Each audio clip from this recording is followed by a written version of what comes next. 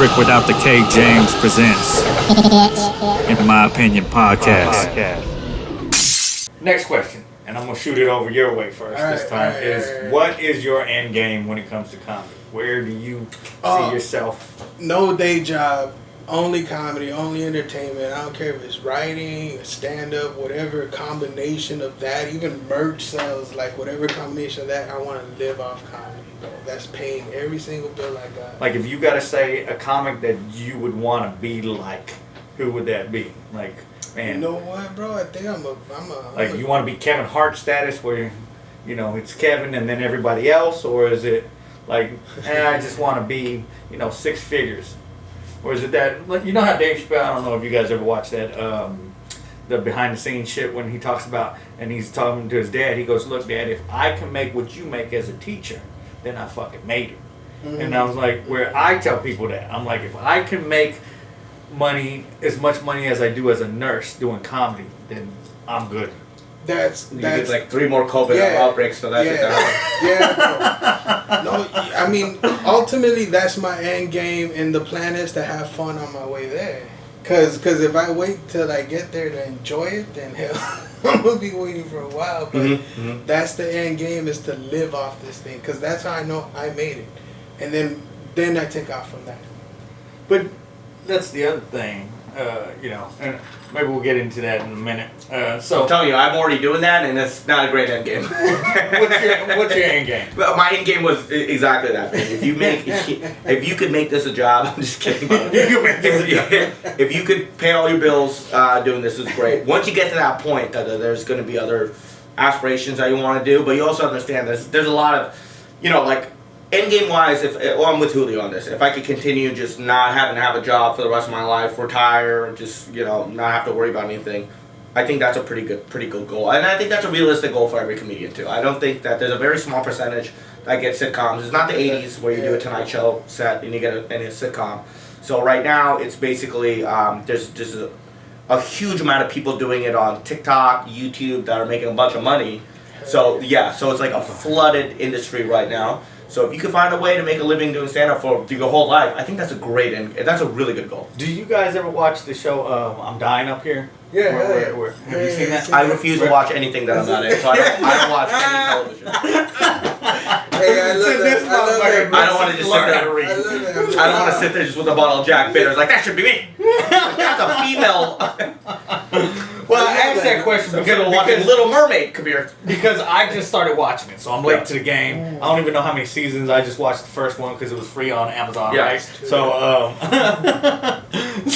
so I watched it, and they said something about, and I didn't realize, like, I missed that part. Like, part of the payment is that struggle. Like, you don't realize while you're doing comedy how fun it is doing it, because you're too busy trying to fucking hustle and get to that point. And then what happens when you get to that point?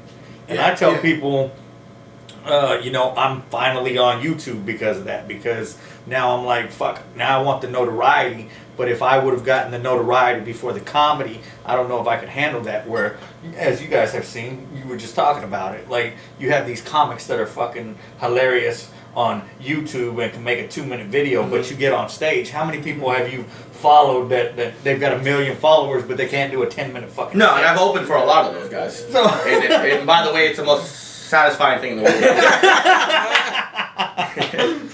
Is this going to be on your YouTube channel, buddy? that's not good. But you know what? It's you know, it is. Do you take that into consideration right now, where you're like, man, maybe I don't have the notoriety or the bank account, but I'm still loving life. It's a fucking Friday night. There ain't shit else to do in Modesto, and we're sitting here drinking, bullshitting. You know what I mean? Yeah, no, I think that's a really good question. I think it's just who you are as a person. I'm luckily very easily amused and very happy about stuff. So you put me in a room with a bottle of Jack and television. Things are going well. Girlfriend's shaking her head yes in the background. She's like, he's amused by it. But there's 2 ways to that. You either make it. There's a lot of people that are on television and make it from other stuff and then go into stand-up. You know, there's people that go viral and they do stand-up and they sell out these shows. And they do, you know, some do really well. Angela Johnson's one of them that went viral and she's killing it. But she is also writing and making specials. She's terrific. She has molded her into something. No, calm down, we're on camera. And yeah. I wasn't gonna say nothing bad. I don't want you to say I'm anything. just I'm saying- still featuring her for I'm saying it until still helps though because she is a good looking woman.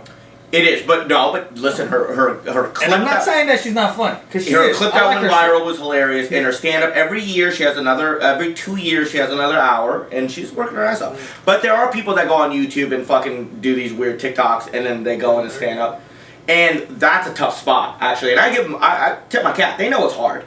And they will go up there and sometimes really just eat a dick, but their fan base is there, so they'll still kind of cheer them on a little bit. Like Julio, for yourself, like you get a sitcom. I mean, could you imagine if you or I blow up on something else and then go, and do stand up? Our shows are going to be like ridiculous. Sometimes Yeah. I have a fear that I'll blow up on the stupidest shit, like falling down the stairs. Yeah. Somebody caught that on video. Yeah. Be like, "You're the stairs guy," like, fuck. Yeah, but it's But to their like respect, if I was to get on TikTok and try to do the same thing, I couldn't hang with that. I can't do I'd fly on viral my face videos. like Yeah, if of they course. try to do stand. So they have the thing that they're doing. You can't knock what they're doing, and then hell no. but and then they go into our territory, and then we do stand up, and we go into their territory and fail either way. It's two different things. If you can buy a house doing what you're doing, you ain't fucking up nothing.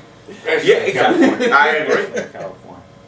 But don't call yourself a comedian, Dick. Sorry, go ahead. That's the one word I hate when they're like comedian Amen. slash. I'm just like, Amen. Yeah, but then we forget. They just throw it in there like nothing. Yeah, because I guess stand up and comedian That's a are two term you different don't things. out have to here. earn at all. You can just write it. Yeah, fuck. Yo, it's your boy Charlie Murphy, my main man, Rick James.